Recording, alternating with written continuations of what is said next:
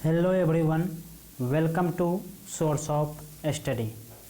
मैं आज आप लोगों से साइंस का टेस्ट नंबर 16 डिस्कस करूंगा। मैं आप तक वीडियो लेके आ रहा हूं। मेरा नाम है राजेश कुमार। इससे पहले हमारे चैनल पर 15 साइंस का टेस्ट सीरीज अपलोड हो चुके हैं। अगर आपने उसको नहीं देखा है तो उनको जाके पहले देखिए, फिर उसके बाद इस टेस्ट को देखें। अगर आप इस वीडियो का PDF चाहते हैं तो आप हमें इन टेलीग्राम आईडीज rajesh853204 पर फॉलो कर सकते हैं। यह test series UPSC, state PCS, SSC, banking, railway, NDA, CDS various एग्जामों के लिए लाभदायक है।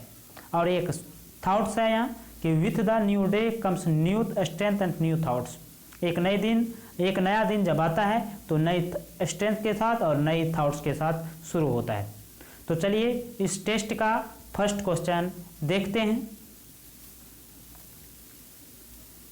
फर्स्ट क्वेश्चन है, विद्युत मोटर विद्युत ऊर्जा को किस में परिवर्तित करता है? ऑप्शन नंबर ए ध्वनि ऊर्जा, ऑप्शन नंबर बी प्रकाश ऊर्जा, ऑप्शन नंबर सी यांत्रिक ऊर्जा, ऑप्शन नंबर डी कोई नहीं। क्या होगा इसका आंसर? ए, बी, सी या डी? इसका आंसर हो जाएगा ऑप्शन नंबर सी यांत्रिक ऊर्जा। विद्युत मोटर विद्युत ऊर्जा को यांत्रिक ऊर्जा में परिवर्तित करता है और इसका उपयोग अगर देखा जाए तो पंखे में, रेफ्रिजरेटर, मिक्सर, वॉशिंग मशीन इत्यादि में किया जाता है। ठीक है, वो नेक्स्ट क्वेश्चन की ओर चलते हैं। नेक्स्ट क्वेश्चन है, 2 एम्पेयर का एक प्रवाह 15 मिनट तक विद्युत सर्किट में प्रभावित होता है। ज्ञात करें कि सर्किट की माध्यम से कितना विद्युत आवेश प्रभावित होता है। अगर आपने कूलम लॉ पढ़ा होगा तो आवेश बराबर, अगर आप जान रहे होंगे तो विद्युत आवेश बराबर Q बराबर होता है I इंटू टी। ठीक है, I इंटू टी। फिर से एक बार, Q बराबर होता है, मतलब I क्या हो गया? धारा, विद्युत धारा मल्टीप्लाई हो जाता है समय का। और विद्युत धारा एम्पेयर में दिया हुआ है, टाइम मिनट में दिया हुआ है। टाइम को पहले हम किस में चेंज करेंगे? सेकेंड में। तो अर्थात टाइम जब भी होगा T बराबर हो जाएगा 15 इंटू 60, लगभग ये हो जाएगा 900 सेकेंड। ठीक है, अब इसमें मल्टीप्लाई कर देंगे 2a इंटू 900 सेकेंड, मतलब हो जाएगा 1800 एम्पेयर इंटू सेकेंड बराबर होता है कूलम्ब। ठीक है, विद्युत आवेश का मात्रक होता है कूलम। इस तरह इसका आंसर हो जाएगा option number C 1800 coulomb. Okay, next question की ओर चलते हैं। नेक्स्ट क्वेश्चन है, विद्युत जनरेटर किस सिद्धांत पर आधारित है? ऑप्शन नंबर ए फैराडे का नियम, ऑप्शन नंबर बी एम्पेयर का नियम, ऑप्शन नंबर सी ओम का नियम, ऑप्शन नंबर डी किरचॉफ का नियम। क्या होगा इसका आंसर? ए, बी, सी या डी? इसका आंसर हो जाएगा ऑप्शन नंबर ए फैराडे के नियम पर आधारित है विद्युत जनरेटर। अब विद्युत जनरेटर क्या करता है? विद्युत जनरेटर के बारे में अगर जाने तो विद्युत जनरेटर यांत्रिक ऊर्जा को विद्युत ऊर्जा में प्रभावित कर देता है। जबकि अभी हम जस्ट फर्स्ट क्वेश्चन देखे, विद्युत मोटर विद्युत ऊर्जा को यांत्रिक ऊर्जा में बदलता है और यहाँ यांत्रिक ऊर्जा को विद्युत ऊर्जा में बदलता है। और फैराडे का नियम क्या है? अगर हम फैराडे के नियम की बात करें तो फैराडे के इसको बोला जाता है फैराडे के प्रेरण नियम में विद्युत चुंबकत्व का एक बुनियादी नियम है। विद्युत चुंबकत्व का एक बेसिक नियम है जो यह भविष्यवाणी करता है कि एक विद्युत चुंबकीय बल का उत्पादन करने के लिए एक चुंबकीय क्षेत्र एक विद्युत सर्किट के साथ कैसे संपर्क करेगा। ठीक है, और ओम का नियम बराबर V बराबर होता है I इंटू R, धारा इंटू प्रतिरोध। ठीक है, और भी क्या होता है? दो बिंदुओं के बीच का विभवांतर होता है। ठीक है, आई हो गया करंट, धारा, और आर क्या हो गया, प्रतिरोध। ओके, नेक्स्ट क्वेश्चन की ओर चलते हैं। नेक्स्ट क्वेश्चन है, वह उपकरण जिससे रासायनिक अभिक्रिया की ऊष्मा की माप की जाती है। रासायनिक अभिक्रिया में जो ऊष्मा उत्पन्न होती है उसकी माप की जाती है। Option number A thermometer, option number B dynamometer, option number C pyrometer, option number D calorimeter. क्या होगा इसका आंसर, ए बी सी या डी? इसका आंसर हो जाएगा ऑप्शन नंबर डी कैलोरीमीटर। और कैलोरीमीटर का उपयोग कैलोरी माप के लिए किया जाता है और यह रासायनिक प्रतिक्रिया या भौतिक परिवर्तन के साथ साथ ताप क्षमता को भी मापता है। और थर्मामीटर क्या करता है, थर्मामीटर तापमान या तापमान ढाल को मापता है। तापमान, हमारे शरीर के तापमान को या तापमान ढाल को मापता है। डायनामोमीटर क्या करता है, इंजन में के बिजली उत्पादन को मापता है। इंजन के बिजली उत्पादन को मापता है डायनामोमीटर। और पायरोमीटर उच्च तापमान के मापने के लिए एक उपकरण है पायरोमीटर, और खास करके भट्टियों या भट्ठों में इसका उपयोग किया जाता है, कितना डिग्री तापमान है। ठीक है, नेक्स्ट क्वेश्चन की ओर चलते हैं। नेक्स्ट क्वेश्चन है, एक अधातु डैश आवेश होता है। ऑप्शन नंबर ए नकारात्मक होता है, सकारात्मक रूप से होता है, उदासीन होता है, कोई नहीं। क्या होगा इसका आंसर? ऑप्शन नंबर ए हो जाएगा, अधातु जो होता है हमेशा ऋणात्मक या नकारात्मक होता है, क्योंकि यह हमेशा क्या करते हैं, इलेक्ट्रॉन दूसरे से प्राप्त करके बंधन बनाते हैं या बॉन्ड बनाते हैं हमेशा। तो इसलिए एक वो धातु हमेशा क्या होते हैं, ऋणात्मक आवेश होता है वो धातु पर। ओके, नेक्स्ट क्वेश्चन की ओर चलते हैं। अगर हम बात कर रहे हैं अभी, एंटीमनी एक क्या है, एलिमेंट है। एंटीमनी एक डैश है। ऑप्शन नंबर ए धातु, ऑप्शन नंबर बी धातु, ऑप्शन नंबर सी अर्धधातु जिसको बोलते हैं semi metal, option number D कोई नहीं। क्या होगा इसका आंसर, ए बी सी या डी? इसका आंसर हो जाएगा ऑप्शन नंबर सी अर्धधातु है, सेमी मेटल है, या धातु पात्र इसको बोला जाता है, या इसको धातु पात्र भी बोल सकते हैं। और इसमें क्या होता है, जो धातु और वो धातु है दोनों का गुण पाया जाता है, जैसे कि बोरॉन, सिलिकॉन, जर्मेनियम, आर्सेनिक, टेल्यूरम या पोलोनियम अन्य धातुगत आवर्त सारणी में मौजूद होते हैं। इसी आवर्त सारणी के तत्व होते हैं। Boron, silicon, germanium, arsenic, tellurium और पोलोनियम ये सब शामिल होते हैं अर्ध धातु में या धातु पात्र में। ओके, नेक्स्ट क्वेश्चन की ओर चलते हैं। नेक्स्ट क्वेश्चन है, मीथेन में हाइड्रोजन के साथ कार्बन किस बॉन्ड प्रकार के बॉन्ड से जुड़ा होता है? आयनिक बॉन्ड, सहसंयोजक bond, hydrogen bond, metallic bond. क्या होगा इसका आंसर, ए बी सी या डी? इसका आंसर हो जाएगा ऑप्शन नंबर बी सहसंयोजक बॉन्ड। और ये क्या करता है, अगर इसको देखा जाए CH4 होता है इस प्रकार, 4 अणु हाइड्रोजन का जुटा रहेगा, तो हाइड्रोजन हाइड्रोजन हाइड्रोजन और हाइड्रोजन। ठीक है, तो एक अणु ये दिया एक लिया, तो इस प्रकार यह संयोजक बॉन्ड बनाता है।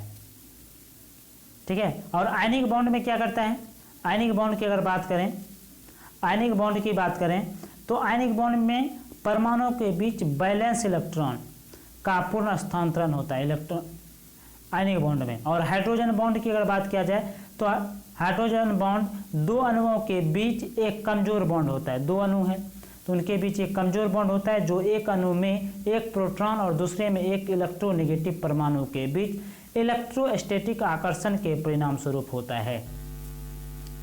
और मेटेलिक बॉन्ड की बात करें तो यह भी एक प्रकार का रासायनिक बॉन्डिंग होता है, जो इलेक्ट्रोनेटिक और आकर्षण बल से चालन इलेक्ट्रॉनों और धनात्मक आवेश धातु आयनों के बीच हमेशा बढ़ती है।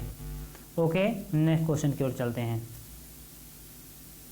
नेक्स्ट क्वेश्चन है, पोटेशियम हाइड्रोक्साइड का पीएच मान क्या होता है? अगर आप जानते होंगे पीएच वैल्यू जो होता है वह 1 से 14 तक होता है, जहां 7 उदासीन होता है और इस तरह क्षारीय होता है 7 से कम, मतलब 1 से लेकर के 6.9 तक क्षारीय होता है 7, जबकि न्यूट्रल होता है और 7.1 से 14 तक ये अम्लीय होता है। तो यह पूछ रहा है कि पोटेशियम हाइड्रोक्साइड का पीएच मान क्या होता है। ऑप्शन नंबर ए 7 से अधिक, ऑप्शन नंबर बी 7 से कम, ऑप्शन नंबर सी 7 के बराबर, ऑप्शन नंबर डी कोई नहीं। 1 मिनट हम यहाँ सुधार करना चाहेंगे। 1 से लेकर 6.9 तक ये अम्लीय होता है, न कि क्षारीय, ठीक है, और जबकि 7.1 से लेकर के यह होता है क्षारीय, ठीक है। तो इसका आंसर हो जाएगा इस तरह, ऑप्शन नंबर ए 7 से अधिक होता है। यह एक परवल क्षार है, परवल क्षार है।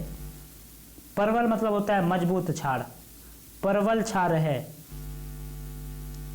ठीक है, इसलिए इसका परवल क्षार है, इसलिए पीएच मान अधिक होगा। और अगर 7 से कम पीएच मान होगा अर्थात 6.9 होगा तो 1 से लेकर 6.9 अम्लीय होगा। अभी मैंने सही किया, इसको करेक्शन गलत बोल दिए थे, उल्टा बोल दिए थे।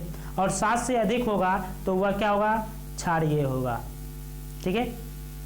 नेक्स्ट क्वेश्चन की ओर चलते हैं।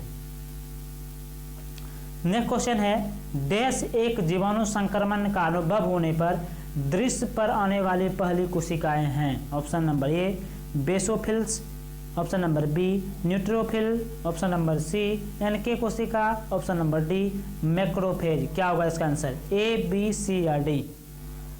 इसका आंसर हो जाएगा ऑप्शन नंबर बी न्यूट्रोफिल। जब हम बैक्टीरिया का संक्रमण का अनुभव करते हैं तब न्यूट्रोफिल पहली कोशिका होती है और वह जो दिखाई देता है। और न्यूट्रोफिल एक प्रकार का WBC सफ़ेद रक्त कोशिका या बोलते हैं ग्रेनुलोसाइट, ग्रेनुलोसाइट होता है, जो हमें क्या करता है, संक्रमण से बताता है। और ये इसकी बात करें तो यह हमारे शरीर में लगभग 40% से 60% के बीच श्वेत रक्त कोशिकाओं का निर्माण करता है। और बेसोफिल्स की बात करें तो यह कई विशिष्ट प्रकार के भड़काऊ प्रतिक्रिया में दिखाई देता है। विशेष रूप से वे जो एलर्जी के लक्षण के कारण बनते हैं, एलर्जी हो गया हमारे शरीर में तो ये कोशिकाएं सामने आती है, बेसोफिल्स, ठीक है। और प्राकृतिक किलर कोशिका जिसको बोलते हैं नेचुरल किलर सेल्स, ठीक है, एनके कोशिका। तो यह जन्म के समय जन्मजात प्रतिरक्षा प्रणाली का एक घटक होता है। और मैक्रोफेज की बात करें तो यह बड़े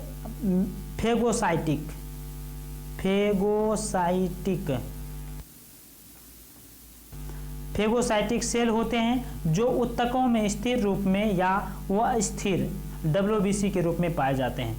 विशेष रूप से संक्रमण के स्थानों पर इसे दिखाई देता है। ओके, नेक्स्ट क्वेश्चन की ओर चलते हैं। नेक्स्ट क्वेश्चन है, सूजन के दर्द के लिए जिम्मेदार तंत्रिका उत्तेजक का क्या नाम है। Option number A histamines, option number B kinins, option number C bradykinins, option number D कोई नहीं। क्या होगा इसका आंसर, ए बी सी या डी। इसका आंसर हो जाएगा ऑप्शन नंबर बी किनिन्स। ये क्या करता है, किनिन्स उत्तेजक प्रतिक्रिया के प्रमुख मध्यस्थ होता है, ठीक है। और जो एक निष्क्रिय रूप में रक्त का प्लाज्मा ग्रुप है उसमें मौजूद होता है निष्क्रिय रूप से। और यह कोशिका के वाहिका प्रसरण और वृद्धि की प्रगम्यता का कारण बनता है। और हिस्टामाइन की बात करें तो यह एक प्रकार का कार्बनिक नाइट्रोजन यौगिक है जो स्थानीय प्रतिरक्षा प्रतिक्रियाओं में शामिल होता है। और ब्रेडिकिनिन्स की बात करें तो एक भड़काऊ उत्तेजक है। अभी जस्ट बताए थे पिछले क्वेश्चन में कि जैसे एलर्जी वगैरह हो गया तो उस समय यह चीज़ें दिखाई पड़ती है, ठीक है। नेक्स्ट क्वेश्चन की ओर चलते हैं। नेक्स्ट क्वेश्चन है, निम्नलिखित में से क्या एक अच्छे प्रतिजन की विशेषताएं नहीं है? कोई अच्छा प्रतिजन है उसका विशेषता नहीं है। आकार में बड़ा होता है, फोड़े इग्नेस, अत्यधिक जटिल, केवल बाइनरी, विखंडन द्वारा पुनः पेश। क्या होगा इसका आंसर? ए, बी, सी या डी? इसका आंसर हो जाएगा ऑप्शन नंबर डी। एक अच्छे प्रतिजन की विशेषता यह नहीं है कि केवल बाइनरी विखंडन द्वारा पुनः पेश करे। और एक अगर अच्छा प्रतिजन की बात करें तो इसकी विशिष्टता है, अच्छा विशिष्टता है कि यह क्या होगा, इसकी जटिलता और आकार, साथ ही इसकी विदेशीयता और खुराक द्वारा परिभाषित किया जाता है। बड़े आकार और अत्यधिक जटिल एंटीजन को अच्छा और अधिक संवेदनशील माना जाता है। ओके, नेक्स्ट क्वेश्चन की ओर चलते हैं। और आज इस टेस्ट सीरीज का लास्ट क्वेश्चन है, ऑक्सीजन के लिए इनमें से कौन सा पोत जिम्मेदार है? ऑप्शन नंबर ए दाहिना वेंट्रिकल, ऑप्शन नंबर बी बाएं वेंट्रिकल, ऑप्शन नंबर सी फेफड़े तक जाने वाले रक्त कोशिका, ऑप्शन नंबर डी फेफड़ों की धमनियां। क्या हुआ इसका आंसर? ए, बी, सी या डी? इसका आंसर हो जाएगा ऑप्शन नंबर डी, फेफड़ों की धमनियां। यह क्या करता है? रक्त को डीऑक्सीजनेट करता है। यहाँ फेफड़ा में जो वेंट्रिकल होता है, यह फेफड़े में जाने वाले रक्त को डीऑक्सीजनेट करता है और यह रक्त एल्वियोली से सटे कोशिकाओं से होकर गुजरती है और शोषण की प्रक्रिया के हिस्से के रूप में ऑक्सीजन युक्त हो जाता है। तो वीडियो अच्छा लगे तो लाइक करें, शेयर करें, कमेंट करें और सब्सक्राइब जरूर करें। ज़्यादा से ज़्यादा लोगों को शेयर करें अपने दोस्तों के साथ। आज के लिए इतना ही, मिलते हैं नेक्स्ट वीडियो में, तब तक के लिए जय हिंद।